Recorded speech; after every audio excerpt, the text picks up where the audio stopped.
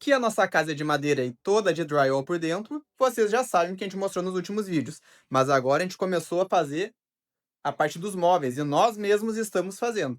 Então é o seguinte, a gente está gravando tudo isso aqui, ó, detalhado no nosso canal, passo a passo. E espero vocês lá para assistirem o vídeo. E olha só que legal. Alexa, ligar cristaleira. Ela tá um pouco demorada ultimamente. Vamos de novo. Alexa, ligar cristaleira. Tudo bem. E tá tudo pela Alexa, tudo funcionando já. A gente ainda não finalizou, vai ter vídeo finalizando. Já saíram 2 episódios e espero vocês lá no nosso canal para assistir.